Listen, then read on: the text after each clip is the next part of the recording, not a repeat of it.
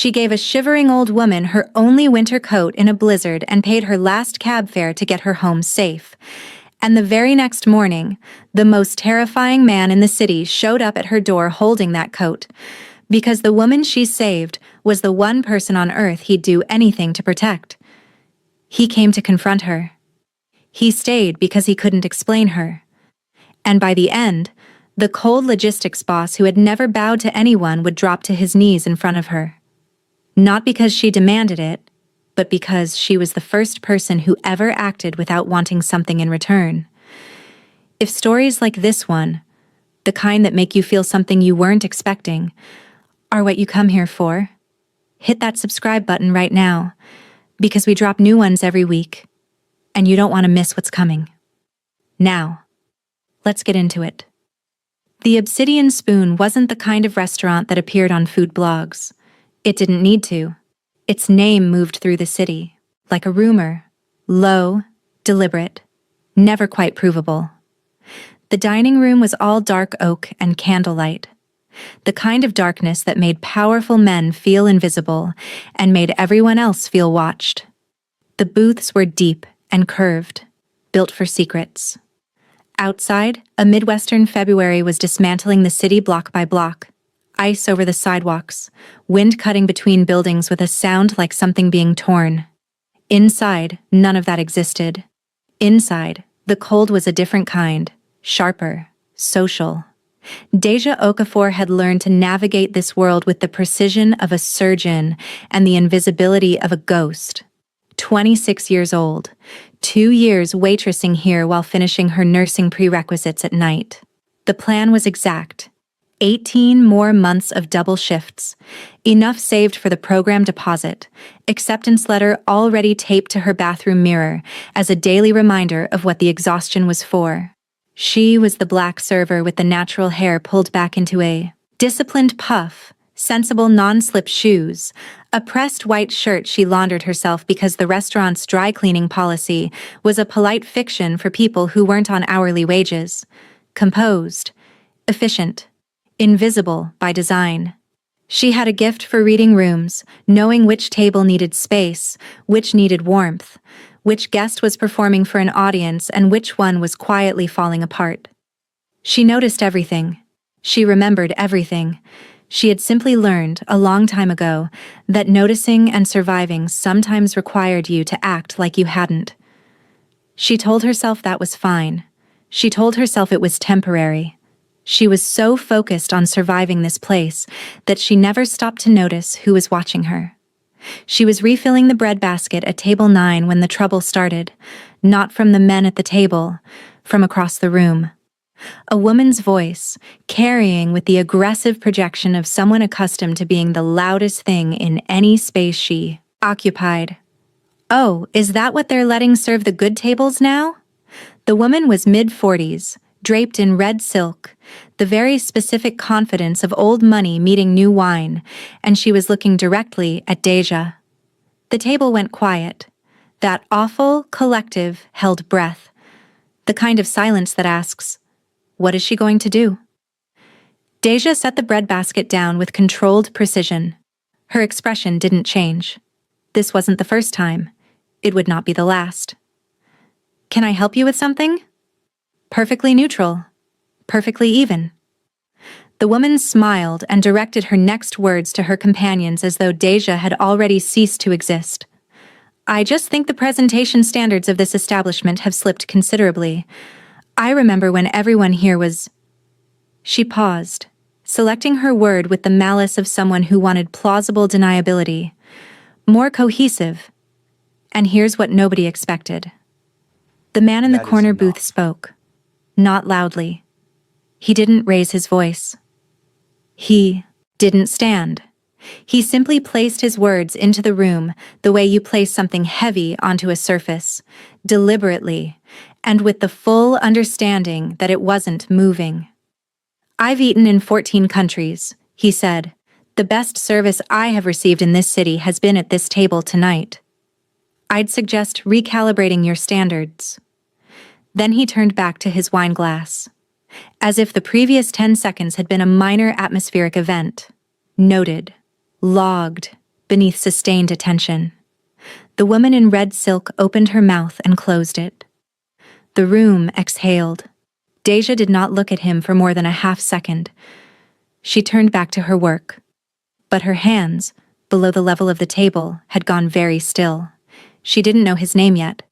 She didn't know what he ran, or what he was capable of, or why his stillness felt different from every other powerful man she had ever served. She knew only that someone had spoken into the silence where no one ever spoke, and the world had rearranged itself slightly in response. She filed it away. She filed everything away. That was what she did. At the service station, she caught Stefan mid-whisper. "That's Seo Byung-jin. Runs half the import logistics in the metro. 4 generations of shipping. The rumors say the cargo isn't always on the manifest." He said this with the authority of someone who had Googled something 11 minutes ago. "I heard someone tried to renegotiate a contract with his company, and the next week their whole warehouse burned down. But no proof." Teache processed this the same way she processed everything at this job. Useful, filed, not her business. She had an order to deliver. She went and delivered it. And she told herself the warmth in the back of her neck had everything to do with the kitchen, and nothing to do with the man in the corner booth who had, without being asked, defended her in a room full of people who hadn't. She told herself that for about 4 hours. Then the blizzard hit. The power flickered at 9:47. 6 seconds of darkness that made every candle in the room suddenly seem like the only light in the world. The guests laughed with the relief of people for whom danger is an aesthetic experience.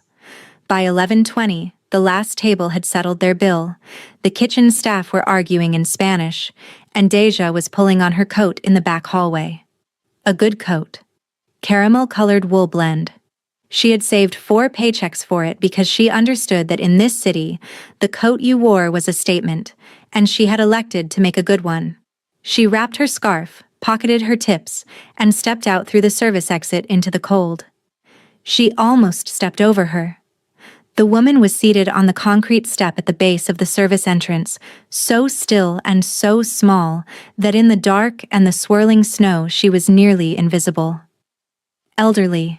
Very elderly. The kind of age that lived in the architecture of a face, rather than any single feature. Korean, Teache guessed.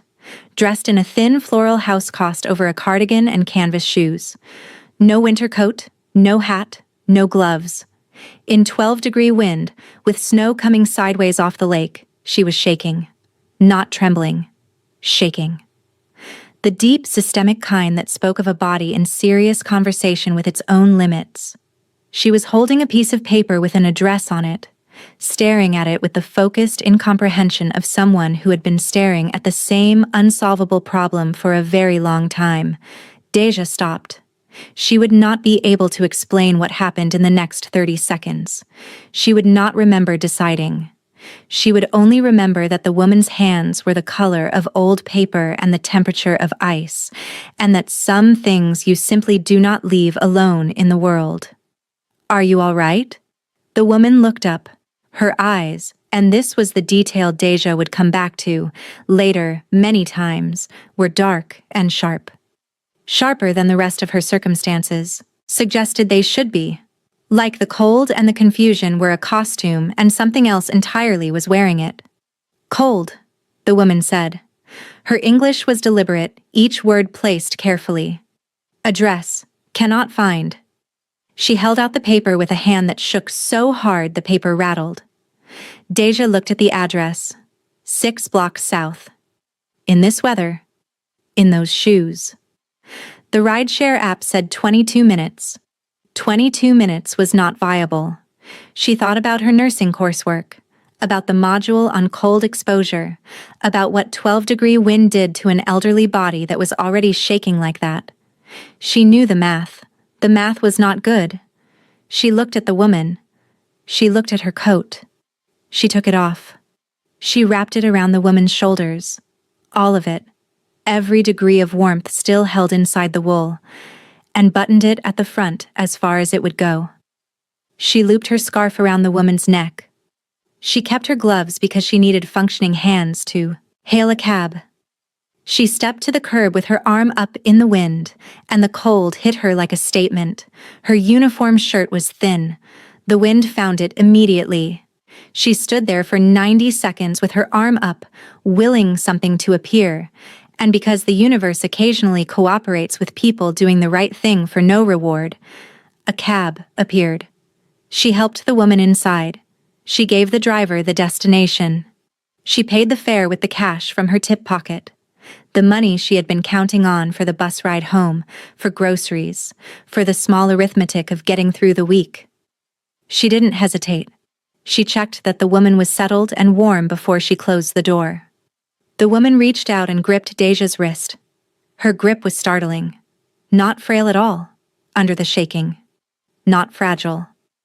She held on for a moment, looking at Teache with those sharp, dark eyes, and said something in Korean that Teache didn't understand. Then, in English, slow and precise, "Good heart." The cab pulled away. Teache stood in the snow in her uniform shirt, arms bare, watching the taillights shrink to nothing. Then she put her head down and walked into the wind, because she had 17 blocks to cover and this was just the shape of the world, and she was fine. She didn't look back. She didn't see the black car parked across the street. She didn't see the driver reach for his phone. She had no idea that she had just changed everything. She heard the knock the next morning while she was still in the shower, trying to unfreeze her fingers. When she opened her apartment door, dripping, wrapped in her oldest robe, she found two men in the hallway who had the particular physical grammar of people paid specifically to be intimidating in small spaces. And behind them, hands clasped behind his back, with that stillness she had recognized the night before. Seo Byung-jin, holding her coat. Looking at her the way you might look at a word you'd never seen before, with the specific intensity of someone who needed the definition and was not accustomed to not having it. "Mr. Seo," she said, because her voice had always been the first thing that steadied her. "This is unexpected." "The woman you put in the cab last night," he said. "She is recovering." Something cold moved through her chest that had nothing to do with the hallway. Recovering? She was in the early stages of hypothermia by the time the cab reached the address. Another 20 minutes outside, and the outcome would have been different. He paused. "She is not in the hospital. She is home. She is asking for you." He looked at her steadily. "Her name is Yoon Bokja. She is my teacher. She has been my teacher since I was 8 years old, and she is 79, and she was outside in a February blizzard in canvas shoes because..." Something moved in his jaw. Because she did not tell anyone she was going out. It is a habit of hers. Teache stood in her doorway in her robe and wet hair, and absorbed this. Then she opened the door wider. "I need 15 minutes to get dressed. If you want to take me to her, we can go." Something shifted in his expression. Small, controlled, the recalibration of someone who had prepared for resistance and received something else entirely. 15 minutes, he said. "You can wait in the kitchen if you want coffee," she said. "Or in the hallway, if you prefer. I don't negotiate the option of being watched while I put on pants." He almost smiled. Almost. "Kitchen," he said. He was standing exactly where she'd left him when she came back, hands wrapped around a mug he'd found himself, looking out her kitchen window at the snow-covered street below. He hadn't moved anything. He hadn't looked through anything. She noticed this. She noticed everything. Here is what she didn't know yet. Yoon Bokja had been eating at the Obsidian Spoon for 3 months. She had been watching how the staff treated each other, how they treated the guests, how Teache specifically treated the people no one else was watching. She had not gotten lost in that blizzard by accident. She had gone looking for something, and she had found it. But that was still 20 minutes away. The brownstone was warm in the way expensive homes rarely were, not decorated, but accumulated, layered, the warmth of a space that had absorbed decades of living. Yoon Bokja was in an armchair by the radiator, a blanket over her lap, tea on the side table. She looked smaller than she had in the snow, but there was something in her posture, a quality of total, deliberate composure that made Teache stop just inside the doorway. This woman had not been confused. This woman had never been confused. Teache looked at Byung-jin. He was already watching her face, tracking the exact moment she understood. Yoon Bokja spoke in Korean, a short sentence, and she was smiling. That same smile from the cab door. Not gratitude. Recognition. Byung-jin translated flatly. She says you are exactly as she thought. Then another exchange, more pointed. She says she has been eating at the obsidian spoon for 3 months. Teache went still. She says she has been watching how you treat the people no one else is watching. The room was very quiet. Teache looked at the old woman, and the old woman looked back at her with the settled patience of someone who has moved a very long game to a position they find satisfactory. She arranged last night? Teache asked carefully. Byung-jin sat down. This was the first time she had seen him sit with something other than tactical calculation. He was tired. Not physically, but in the way of someone who has been carrying something heavy for a long time and has just been informed that the destination is closer than expected. She arranged to go outside, he said. She did not arrange the hypothermia. She is 79 and occasionally overestimates her body's agreement with her plans. A pause. What she arranged was the test. Teache looked at him. He looked back. Neither of them looked away. She says, he continued, his voice quieter now, scraping something underneath the precision, that I have become too good at being alone, that I have confused efficiency for sufficiency, that I have surrounded myself with people whose continued existence depends on their agreement with me, and that she decided, since I had not listened to her say this directly for 4 years, to show me instead. Teache let the silence sit for a moment, then, show you what? He held her gaze. What it looks like, he said, when someone acts without calculating the reward. 3 weeks passed after that morning. She went back to her double shifts. She went to her night class. She looked at the acceptance letter on the mirror every morning and reminded herself of the geometry of her life. Straight lines, forward motion, no detours. Byung-jin sent her coat to a specialist cleaner and returned it with a note. 6 words. Thank you for what you did. She read it 6 times and couldn't explain why.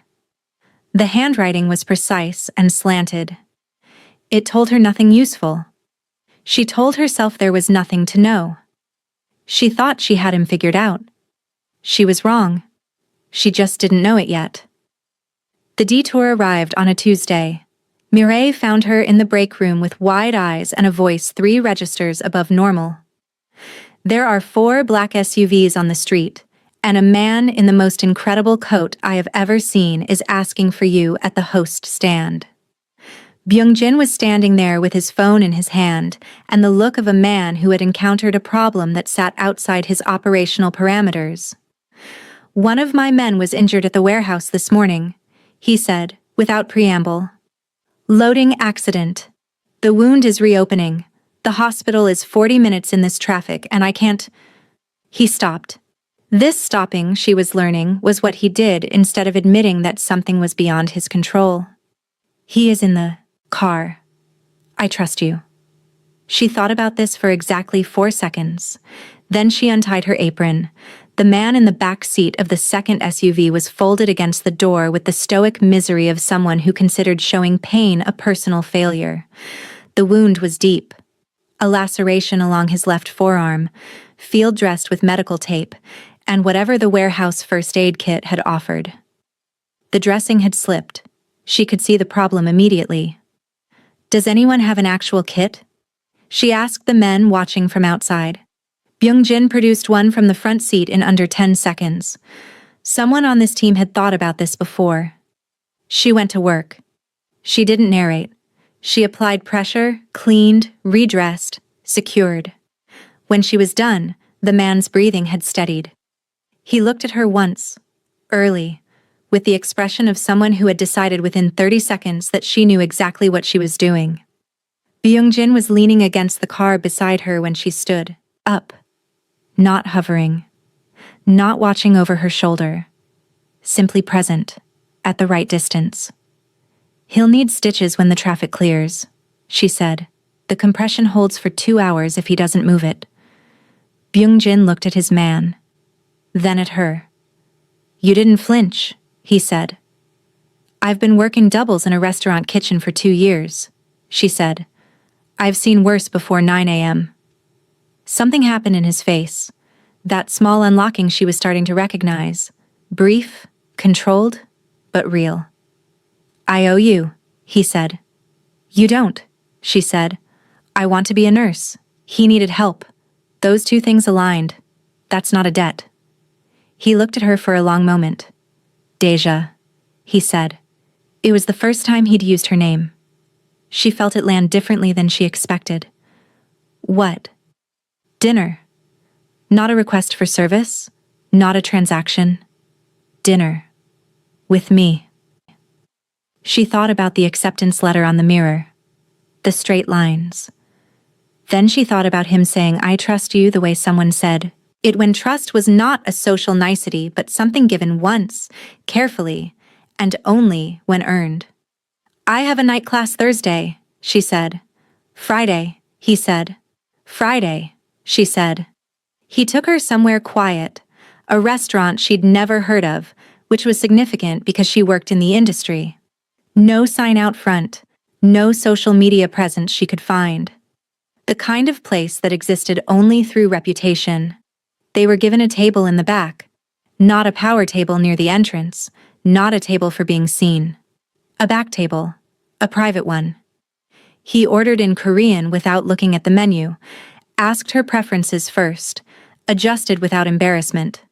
She noted that he was better at being attentive when he thought he was being logistical. This was, she was beginning to understand, how he operated in most areas of his life.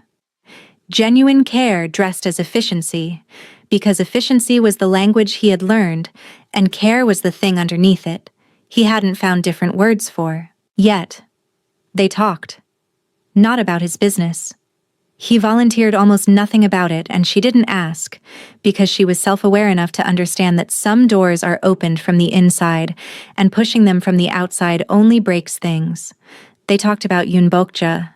He called her teacher, with a reverence that sat in strange, striking contrast to everything else about him. He told her the old woman had found him when he was 8, the year his father's grief had worn the costume of catastrophically bad business decisions. He told her this without self-pity, flat and factual, the way you described something you had long since accepted and folded into the structure of yourself. He told her Yoon Bok-ja had sat across a table from him, a table exactly like this one, he said, looking at the wood grain as though confirming it, and told him that intelligence without direction was a storm, and that she had spent the next 15 years giving him direction. "And then you took over," Teache said, "and made choices she disagreed with." He looked at her. "You've been listening to gossip," he said. "I know how to discount it," she said. "The question is how much." Something happened in his eyes then. Not the cold assessment of the first evening, not the controlled warmth he deployed for professional utility. Something between those, something that might have been him. "I would say," he said carefully, "that my family's business has survived 4 generations by understanding which rules exist to protect people and which rules exist to protect systems. I have broken the second category. I have not broken the first." He set down his wine. "I'm aware this is not a distinction universally recognized. It's a distinction you invented yourself," she said. "So you trust your own judgment." He looked at her levelly. "I have to. There was no one else whose judgment I trusted more than my own." She felt the weight of the past tense. She held it. "That's lonely," she said. Not as a diagnosis, as a fact, spoken simply to another fact. His jaw moved, very slightly. "Yes," he said. They walked for 40 minutes after dinner. She didn't plan it, didn't time it. She only knew it later because she counted backward from when her phone showed her arrival time. 40 minutes through the cold and the orange-lit streets, talking about every minor thing in the way that is the secret language of people talking about the major things. She learned that he ran 3 times a week, hadn't missed a session since he was 19. That he read history rather than fiction, because fiction required trusting someone else's invented logic. That he had laughed until he cried exactly once in his adult life, at a joke his mother made at a hospital bedside, weeks before she died. And that he returned to that memory when he needed to remember he was still a person inside the architecture of everything else he was. He said it matter-of-factly, without the performance of grief. She understood then that he had been performing competence for so long that authenticity had learned to disguise itself as information. She told him about her mother, who had worked 2 jobs for 12 years to give Teache a version of this city that included choices, about the nursing program and why it mattered. Not as a thing she wanted, but as a thing she intended, which was different, which was larger. About the letter on the mirror and the 17-block walk she took every night from the Obsidian Spoon, in all weather, because the bus added 20 minutes, and time was the one resource she could not afford to waste. He listened to this with the same completeness he gave everything, not waiting for a pause so he could speak, but actually listening, the way people listened when they weren't thinking about themselves. She noticed this. She was beginning to compile a very specific list of things about him that she would have to decide what to do with. At her building door, he stopped. He stood in the cold with the quality of a man who has decided something and is simply completing the decision. "I don't ask for things I'm not certain about," he said. "I have been uncertain about this for 3 weeks, and I'm still uncertain, which I'm choosing to interpret as evidence rather than warning." She waited. "I would like you to let me know you," he said, "and I would like to learn whether I'm the kind of person worth knowing. I don't have a confident answer yet. Teacher says the answer is yes, but I don't want to borrow her certainty. I want to earn it." Teache looked at him. "That," she said, "is the most honest thing anyone has ever said to me in a doorway." It seemed like the appropriate context for honesty. "Byung-jin." "Yes." "I already know," she said simply. "You carried a medical kit in your car because someone in your care might need it. You translate for an old woman without impatience. You trust your enemies to underestimate you instead of trying to impress them. I've been paying attention since the first night. That's what I do." He was very still. "I know," he said quietly. She turned to go inside. His hand caught hers, gently, a question rather than a statement. She turned back. He kissed her the way a man kisses someone when he has been precise about everything his entire life and has finally found a situation where precision is not enough. It was careful, and then suddenly, not careful. Brief, and then suddenly not brief. When it ended, she was holding the lapel of his coat with a hand she didn't remember placing there. They stood in the February cold for a moment that had its own separate weather. "Saturday," he said. "I'll come to Teacher's. She'll win whatever game she's playing," Teache said. "She always does," he said, with something that sounded almost like wonder. She thought that was the most dangerous part of the story. She was wrong. The most dangerous part arrived on a Sunday morning 6 weeks later when she was at the brownstone learning how to say "you are being ridiculous" in Korean, a phrase Yoon Boksha considered essential and universally applicable. And the front door opened with the particular controlled velocity of someone moving fast without appearing to run. 3 men. Not Byung-jin's regular detail. Wrong faces, different quality of motion. The one in front was mid-50s, once handsome, now just hard. He spoke in Korean. Yoon Boksha replied. The exchange was brief, and the temperature in it dropped several degrees midway through. Teache set down her tea. What's happening? She asked quietly. A man named Huang, Yunbokja said in English, which was what she did when she wanted Teache included instead of buffered. He has been unhappy with Byungjin for several years. He believes... A pause, the expression of someone tasting something unpleasant. That I am a vulnerability. Teache was already standing. Where is Byungjin? His men are calling him. He is 30 minutes away. 30 minutes. Everyone in the room knew that was a very long time. Huang spoke again, directed at Teache. A question, his tone somewhere between dismissive and calculating. He asks who you are, Yunbokja said. Teache looked at Huang directly. Tell him I'm the person in this room with the most useful skill set. Tell him I'm a medical professional, and he should think carefully about the next 10 minutes, because the outcomes available to him right now include several that require one, Yunbokja translated. She added something at the end that she did not translate back. Huang's expression shifted. The recalculation of a man who had underestimated something and was revising mid-assessment. He looked at the old woman. He looked at Teache. He looked at his men. And then Yunbokja began to laugh, not delicately, not performatively, the full, startling laugh of someone who has lived long enough to find the actual situation deeply, genuinely funny. She spoke to Huang at length. Teache caught none of the content, but the effect was unmistakable. Huang's posture changed. The predatory calculation in his face became something less certain, something smaller. By the end, he was looking at Yunbokja the way people looked at authority so completely settled in itself that confronting it became incomprehensible. He left. His men followed. Teache let out a breath she hadn't noticed she was holding. What did you say to him? She asked. Yunbokja picked up her tea. I told him he had made the error of believing that Byungjin's weakness, if it existed, could be located in me. I told him that the woman standing in this room knows how to keep a person alive when things fall apart, and that in a world where things fall apart regularly, this quality is not a vulnerability. It is the opposite. She sipped.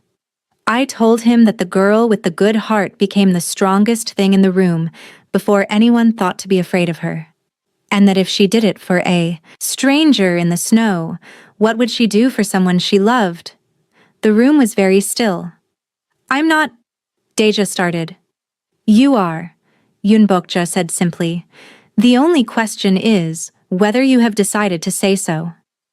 Byungjin arrived in 14 minutes, not 30, the best available metric for how the phone call had landed.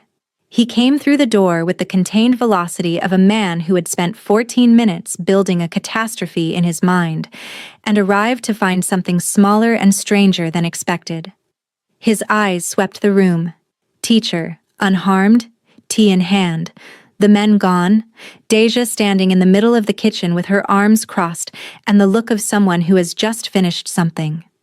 He crossed to her in 4 steps. His hands came up to her face, not cupping, not grabbing, simply his palms framing her jaw as though taking a measurement that mattered. And he checked her eyes, her expression, her posture. Are you hurt? I'm fine. What happened? She told him. He listened completely, without interrupting, his eyes on her face the entire time. When she finished, the kitchen was quiet. You stood between my teacher and 3 of Huang's men, he said. I stood in a room and said things until the situation changed. There's a difference. There is no difference. His hands were still at his sides now, very controlled. You assessed the situation. You calculated what you had available. You used it. He paused. The next sentence cost him something. That is exactly what I do. Except I have never done it for anyone. I have done it for positions, for outcomes, for legacy, not for anyone. Yunbokja, who knew exactly when to not be present, relocated to the other room. Teache uncrossed her arms. I know who you are, she said. I knew before the dinner and the walk and the door. I knew from that first night at the table, when you said what you said to that woman and then went back to your wine glass like it was a transaction that required no acknowledgement. I've been paying attention since then. That's what I do. Something happened in his face that she would later try to describe and find inadequate words for. The architecture came down. Briefly.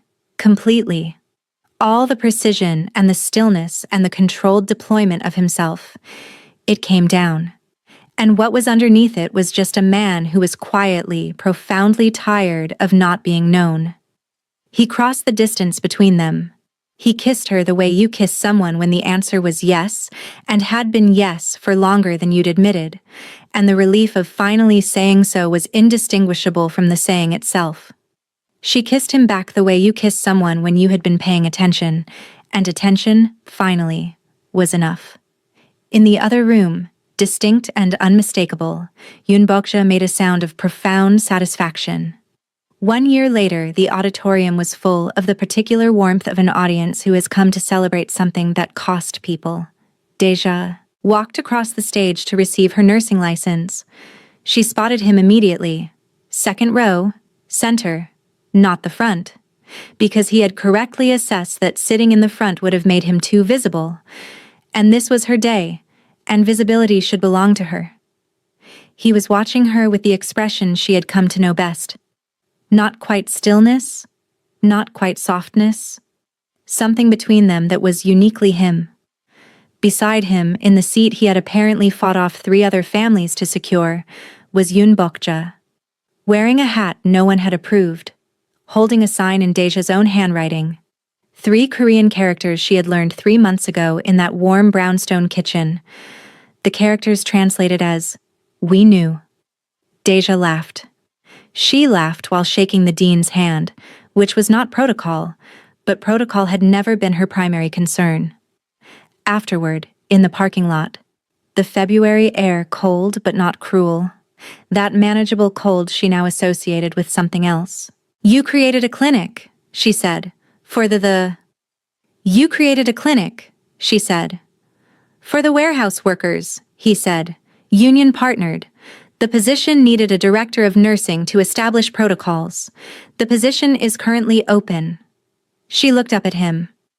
"This is a blatant attempt to keep me geographically convenient," she said. "It is a structured investment in community health care that also incidentally keeps you geographically convenient," he corrected. "The distinction matters." "It doesn't." "It does." She looked at the document. She looked at him. She looked at the sign Yunbokja was still holding behind his left shoulder. "I want a real interview," she said. "With actual selection criteria. Naturally. And a competitive salary structure. Obviously. And you cannot be my supervisor. Teacher would not permit it." Yunbokja, unprompted, said something in Korean that made the 2 men, from Byungjin's detail, unsuccessfully suppress smiles. "What did she say?" Teache asked. Byungjin looked pained in the particular way he looked pained when a translation required him to admit something. "She said that she has been waiting to say 'I told you so' for 11 months and this felt like the correct moment." Teache laughed. She reached up and took the lapel of his coat. That same reflex, that same unremembered placement, and pulled him down to her, and kissed him in the February air while Yunbokja applauded with the unself-conscious delight of someone who had planned this moment and was enormously pleased with the execution. "One more thing," Byungjin said when they separated. He reached into his pocket and produced something small and old, a piece of carved jade on a simple cord. He placed it in her palm. "Teacher wants you to have this. She says it belongs with whoever is protecting the people who matter." Teache looked at the jade. She looked at the old woman, who was nodding with the settled satisfaction of a person who has moved a very long game to its correct conclusion. She closed her fingers around it. "Tell her I know the word for thank you." Yunbokja, who understood English perfectly well and always had, said, "You said it correctly. Your pronunciation is improving." And in the February cold, the 3 of them stood together, and the city moved around them in all its indifferent beauty. And Deja Okafor, who had been invisible for 26 years, was finally, completely, permanently seen. And the feeling of it, she would say later, was better than she had known to hope for. If you felt something watching her get there, if you're the kind of person who stays for stories about quiet strength and the people who finally recognize it, subscribe and come back every week. We have so many more of these, and you don't want to miss what's next.